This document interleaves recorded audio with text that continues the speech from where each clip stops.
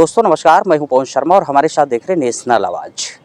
आज मैं दिल्ली में हूं, दिल्ली की उस जगह पर हूं जहां पर पीछे देख रहे हैं नेता सुभाष चंद्र बोस की प्रतिमा लगी हुई और इसके जस्ट सामने इंडिया गेट है और इंडिया गेट के जस्ट सामने राष्ट्रपति भवन है जहां पर देश के प्रथम नागरिक रहते हैं और इसके जस्ट इस साइड में नेशनल वार मेमोरियल है, राष्ट्रीय समर स्मारक है जिसको देश के प्रधानमंत्री ने जो है इसको बनवाया था और इस समय तमाम लोग यहाँ घूमने आते हैं। यहाँ पर आने का मकसद ये है कि आपको ये बताना है कि देश की आज़ादी में किन किन लोगों ने भाग लिया और किन किन लोगों के इतिहास का वर्णन देश की आज़ादी में मिलता है, किन किन लोगों का नाम नहीं मिलता है, आखिर वो लोग गुमनाम क्यों हैं, वो किस वर्ग से आते हैं, किस समाज से आते हैं। जब आज़ादी की बात करते हैं तो उसमें सबसे बड़ी बात होती है कि बिना हथियारों के तो जंग जीती नहीं जा सकती है। तो सवाल उस समाज से भी होगा जिन्होंने गोला बारूद हथियार बनाया। इसी पे बातचीत करने के लिए हमारे साथ भाजपा के नेता हैं और विश्वकर्मा महासभा के राष्ट्रीय अध्यक्ष महेंद्र विश्वकर्मा जी हैं। हम इनसे पूछेंगे कि देश की आज़ादी में अब तक क्या हुआ, क्या नहीं हुआ, क्या योगदान रहा, आखिर वो कौन सा ऐसा समाज है जिसने देश की आज़ादी में बहुत बड़ा योगदान दिया। महेंद्र जी नमस्कार। नमस्कार पवन जी। आज आप इंडिया गेट नई दिल्ली में हैं और हमारे आदरणीय सुभाष चंद्र बोस जी भी हैं, जिसको हम दिल से मानते हैं, जिन्होंने इस देश की आज़ादी के लिए, और इनको पूरा देश नेता मानता है, पूरा देश नहीं बल्कि पूरा विश्व सुभाष चंद्र बोस जी को नेता इसलिए मानता है कि वो किसी सदन के मेंबर नहीं थे। बाला साहब ठाकरे को पूरा देश नेता इसलिए मानता है कि किसी सदन के मेंबर नहीं थे। दीनदयाल उपाध्याय जी को नेता इसलिए लोग मानते हैं कि वो सदन के मेंबर नहीं थे। माननीय कांशीराम साहब को पूरा देश नेता इसलिए मानता है कि वो सदन के मेंबर नहीं थे।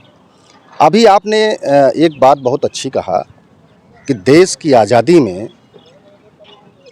बड़े बड़े महापुरुषों का नाम अंकित है इतिहास में, लेकिन एक ऐसा समाज था हिंदुस्तान में जो गोला बारूद तलवार भाला गणासा बनाता था और हमारे इस देश के वीर जवान लड़ाई लड़ते थे। बहुत अच्छा प्रश्न है आपका। नहीं, मैंने प्रश्न इसलिए किया, इंडिया गेट पर आया हूँ तो वहाँ पर ऐसे समाज के कुछ लोगों के नाम मिलते हैं, तो जब कुछ नाम मिलते हैं तो और भी नाम रहे होंगे। बहुत सारे नाम हैं जिनको इतिहास में गुमनाम रखा गया है। जो कामगार समाज, जिसको आप विश्वकर्मा वंशी कहते हैं, जो बारिश में, धूप में, ठंडी में, किसी भी कंडीशन में इस देश की लड़ाई लड़ने के लिए कभी वो पीछे नहीं हटे, और विश्वकर्मा वंशी न होते तो ये देश की आज़ादी मात्र एक गुमनाम ही रह जाती। मैं इसलिए आपको बताना चाहता हूँ, अभी हमने सुभाष चंद्र बोस जी का नाम लिया था। सुभाष चंद्र बोस जी का इसलिए मैं विचारक हूँ, चिंतक हूँ, क्योंकि सुभाष चंद्र बोस जी जो इस देश के गरीब वर्ग के लोग रहा करते थे, उन गरीबों को राजनीति के क्षेत्र में आगे लाने का वो काम करते थे। स्वयं उनको लालसा नहीं थी कि हम मंत्री बन जाएं, सांसद बन जाएं। वो सिर्फ अंतिम पायदान पर बैठे हुए व्यक्ति को आगे लाना चाहते थे कि वो आगे आए, सदन में जाए, जहां से इस देश और प्रदेश के विकास की घड़ी चलती है। उस सदन में जब वो जाके बैठेगा तो अपनी समाज की समस्या को उठाएगा और उस समाज की समस्या का हल निकलेगा। उनको बहुत अच्छे से पता था। मैं बाला साहब ठाकरे को इसलिए मानता हूँ, इसलिए मैं उनका शुभचिंतक हूँ। बाला साहब ठाकरे कभी ये नहीं सोचे कि मैं इस देश का प्रधानमंत्री बनूँ, मंत्री बनूँ, सांसद बनूँ, विधायक बनूँ, कभी नहीं। लेकिन वो एक हिंदुत्व की लड़ाई लड़े थे। हिंदुस्तान के सभी वर्गों को लेकर के वो अपने मिशन पे काम करते थे कि मेरे हिंदुस्तान पर कोई आंच ना आए। इसलिए मैं बार बार बाला साहब ठाकरे का नाम ले रहा हूँ। माननीय कांशीराम साहब का नाम इसलिए मैं बार बार लेता हूँ कि जो इस देश का गरीब वर्ग है, जहाँ से उनको मान सम्मान मिलता है, स्वाभिमान मिलता है, अधिकार मिलता है, जब वहाँ ये जाएगा तो इसका समाज आगे बढ़ेगा। दीनदयाल उपाध्याय साहब का बार बार मैं नाम इसलिए लेता हूँ, मैं बड़ा चिंतन करता हूँ, मैं उन लोगों की किताब में पढ़ा करता हूँ। दीनदयाल उपाध्याय साहब ने एक बात बहुत अच्छी बोला था, इस देश का गरीब जो अंतिम पायदान पिछली पंक्ति में बैठा हुआ है, उसको आगे लाने का काम करिए। जब वो आगे आएगा तब हमारा देश खुशहाल होगा। और जहाँ तक विश्वकर्मा समाज की बात थी, आपने विश्वकर्मा वंशियों की बात की है, लोहार, बढ़ई, सोनार, ठठेरा, मूर्तिकार, ये सब लोग तरह तरह के यंत्र बना करके मुगलों का वध किया था, अंग्रेजों का वध किया था, अपने राजाओं को शस्त्र बना करके उनको देते थे, उनका हौसला बढ़ाने का काम करते थे। शस्त्र बनाते ही नहीं थे, बल्कि उस शस्त्र को अपनी भुजाओं में ले करके ललकारते थे और निकलते थे कि हिंदुस्तान के एक एक कण की सुरक्षा ये विश्वकर्मा वंशी करेगा। अभी किसी से कुछ दूरी पर, अगर इस इंडिया गेट से आगे कुछ दूरी पर चले जाए तो राष्ट्रपति भवन है और उसी के बगल में प्रधानमंत्री का कार्यालय है। देश के यशस्वी प्रधानमंत्री नरेंद्र मोदी ने पिछले ही वर्ष 15 अगस्त में कहा था कि विश्वकर्मा समाज में मैं कुछ लोगों को शामिल करके उनको एक समुचित जीवन देने की बात कर रहा हूँ।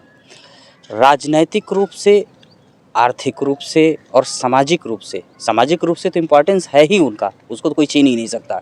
राजनीतिक रूप से ऊपर आने के लिए क्या अभी सरकार करने वाली है, उसमें आपने अभी दिल्ली के मुख्यमंत्री से भी मुलाकात कर लिया, भारत के रक्षा मंत्री से भी मुलाकात कर लिया, एक लेटर भी आपने दे दिया कि जो विश्वकर्मा श्रम सम्मान योजना है उसके तहत एक निगरानी समिति को बनाया जाए। शायद इसी के संदर्भ के तहत आपको उत्तर प्रदेश के मुख्यमंत्री की तरफ से बुलावा भी आया है, हो सकता है 1-2 दिन में आप मुलाकात करें।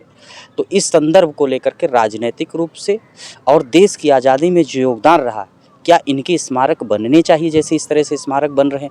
उनकी वीर गाथाओं को लिखवाने के लिए और समाज तक पहुंचाने के लिए क्या करने वाले? देखिए, अभी मैं जो मेरी विचारधारा है, समाज में भारत के अंदर जो लौहवंशी हैं, काश्तकार हैं हमारे, जो लोहे का काम करते हैं, लकड़ी का काम करते हैं, सोने चांदी का काम करते हैं, पत्थर की मूर्ति बनाते हैं, बर्तन बनाते हैं, आप ये समझ लीजिए कि शासन सत्ता की तरफ अभी 1 भी % उनको सम्मान नहीं मिला है। ये बहुत दुख की बात है। तो क्या महापुरुष नहीं है इसमें? देश की आज़ादी में जो हमारे लोग विश्वकर्मा वंशी शहीद हो गए, इसलिए नहीं शहीद हुए थे, वो शहीद इसलिए हुए थे, आज उनकी आत्मा दुखी है, इतनी दुखी है उनकी आत्मा कि हम इस देश के लिए शहीद हो गए, मर मिटे, और जिस समुदाय से हम आते थे उस समुदाय को आज तक सदन के अंदर लोग नहीं ले गए, और वो धूप में, गर्मी में, बारिश में, ठंडी में तपा तपाया समाज आज सड़क पर घूम रहा है, अपने अधिकार को मांग रहा है। माननीय नरेंद्र मोदी जी की बात आपने किया अभी, मैं दिल के गहराई से बधाई देता हूं। जब वो लाल किले से माननीय प्रधानमंत्री जी ने कहा था कि विश्वकर्मा का सम्मान होगा और प्रधानमंत्री विश्वकर्मा श्रम सम्मान योजना चला करके हम इस समाज को आगे बढ़ाना चाहते हैं, ये बहुत अच्छी योजना उन्होंने चलाई, इसलिए कि पहले ये ज़मीन से मजबूत हों, जब इनका आर्थिक स्थिति मजबूत होगी तो उसी में से हम इनको निकाल करके सदन के दरवाजे तक ले जाने का काम करेंगे। ये माननीय प्रधानमंत्री जी की विचारधारा है और ये हम लोग अच्छे से जान रहे हैं। लेकिन उस विचारधारा का स्वागत करते हुए मैं माननीय प्रधानमंत्री जी से, अभी आपने कहा कि लेटर दिया है, मैं मिला भी था माननीय रक्षा मंत्री जी से, और माननीय सीएम से मिला, मैं दिल्ली प्रदेश के मुख्यमंत्री जी से भी मिला सुबह। मैंने आग्रह किया कि विश्वकर्मा समाज, बल्कि हमारे समाज के 2-4 लोग और भी थे, हमारे समाज की बेटियां 1-2 थीं दिल्ली प्रदेश में जो इस समय एक कार्यकर्ता के रूप में काम कर रही हैं। मैंने मुख्यमंत्री जी से हमने यही कहा था कि ये बेटी है और मैं आपको सौंप रहा हूँ, आप जैसा इसको बना लीजिए। उन्होंने आशीर्वाद दिया उसको, कहा कि नहीं बिटिया, तुम मिलती रहना और हम तुम्हारे समाज के लिए काम करेंगे, तुम्हारा समाज बहुत फौलादी समाज है, विश्वकर्मा समाज के बगैर कुछ नहीं हो सकता। ये माननीय मुख्यमंत्री जी ने कहा, आप भी थे वहाँ पे। मैं खुश होता हूँ जब अपनी बात रखता हूँ और उस बात को जब हमारे सामने वाले बड़े लीडर मानते हैं कि नहीं विश्वकर्मा जी, आप अपने समाज के तथ्य को रखते हैं, बहुत अच्छी बात है। लेकिन हम तब उस बात को मानेंगे, हमारा समाज उस बात को मानेगा जब उसका कोई सार्थक रिजल्ट आए। प्रयास हमारा यही है। हमारी जो विचारधारा है, हमारी विचारधारा सुभाष चंद्र बोस की है, हमारी विचारधारा मानवर कांशीराम साहब की है, हमारी विचारधारा बाला साहब ठाकरे की है, हमारी विचारधारा दीनदयाल उपाध्याय की है। हम कभी इस लालच में नहीं काम करते और न कर रहे हैं अपने समाज के लिए कि हम आगे जाएं। हमारी जो विचारधारा है कि मेरे समाज में जो अंतिम पायदान पर बैठे हुए लोग हैं उनको निकालिए, ले आइए। मैं तो समाज के लोगों को नाम भी लिख करके मैं देता रहता हूं, उनकी मैं समस्या और उनकी आवाज़ को मैं उठाता रहता हूं कि मेरे समाज में जब लोग निकलेंगे और सदन में जाएंगे सदन के अंदर समाज की समस्या को उठाएंगे, उसी दिन मेरी आत्मा संतुष्ट हो जाएगी, उसी दिन मुझे लगेगा कि मैं बहुत बड़ी कामयाबी मुझे मिल गई। मेरा सीधा सवाल है, जो आज़ादी में जो योग महापुरुष रहे, क्या उनके लिए भी स्मारक बनेंगे? उनका भी नाम अब सरकार की तरफ से बाहर निकाल करके उनके कोई सरकारी संपत्ति का नामकरण उनके नाम पर किया जाएगा? क्या इस संदर्भ में आप बात करने वाले हैं यूपी सीएम से? क्या करने वाले हैं? सीएम साहब के यहाँ से आज फ़ोन आया था, आपको पता है, आपके सामने ही फ़ोन आया था। मैंने एक पत्र उनको 2 दिन पहले हमने कार्यालय में दिया था, उसी संदर्भ में फ़ोन आया। मैं दिल्ली था, मैंने उनसे विनम्र अनुरोध किया कि मैं सर दिल्ली में हूँ, मैं आज नहीं आ सकता, 5 बजे का समय था। दुर्भाग्य था मेरा, मैं नहीं आ पाया, लेकिन उन्होंने कहा कि 1-2 दिन में सीएम साहब आपसे बैठक करेंगे। मैं इस बात को सीएम साहब से भी कहना चाहूँगा, और जब मैं सीएम साहब से मिला हूँ, विश्वकर्मा समाज की समस्या को ही लेकर के मैं मिला हूँ। हमने अभी तक सीएम साहब को अपना बायोडाटा नहीं दिया, क्योंकि मुझे वो काम करना है जब हमारी जड़ मजबूत हो जाएगी। जब जड़ मजबूत होगी तो हमारी शाखाएं मजबूत होंगी, हमारी शाखाएं मजबूत होंगी तो हमारे इस देश के, मेरे समाज के लोगों को फल मिलेगा, मुझे उसी में खुशी मिलेगी। और इस बात को मैं सीएम साहब से कहूँगा कि सीएम साहब, माननीय महाराज जी, हमारे इस समाज की जो छोटी मोटी समस्या है, इस समस्या को थोड़ा सा अगर आप धक्का लगा देंगे तो ये डबल इंजन की सरकार ये 3 इंजन में हो जाएगी और इस भारत देश में कोई भारतीय जनता पार्टी को झुका नहीं पाएगा।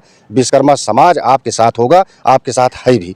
तो मैं इस बात को ले जाऊंगा। अभी मैंने कहा था माननीय मुख्यमंत्री जी को एक पत्र में कि जो विश्वकर्मा श्रम सम्मान योजना आपने उत्तर प्रदेश में चलाया है, भारत में जो चलाया है, उसकी एक निगरानी समिति बने।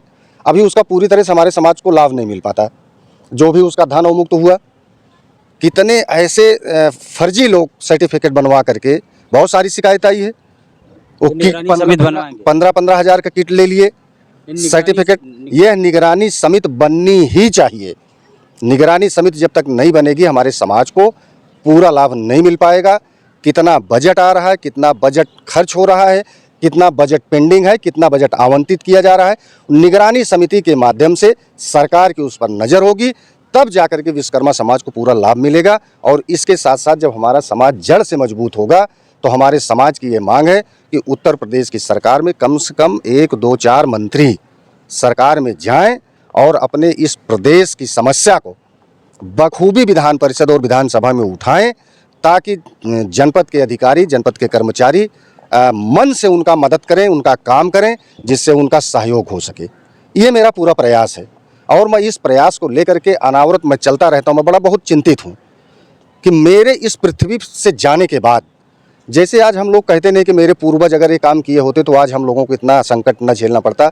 हम हर तरह से आर्थिक मजबूती होती, सामाजिक मजबूती होती, राजनीतिक मजबूती होती। लेकिन ठीक है, मेरे पूर्वज नहीं कर पाए, किसी समस्या में रहे होंगे। तो एक कहावत है, गरीबी में पैदा होना गुनाह नहीं है, लेकिन गरीबी में मर जाना महागुनाह है। इसलिए उस विचारधारा को लेकर के हम लोग आज देश और प्रदेश में निकले हैं। विश्वकर्मा समाज के मान सम्मान अधिकार को लेकर के निकले हैं।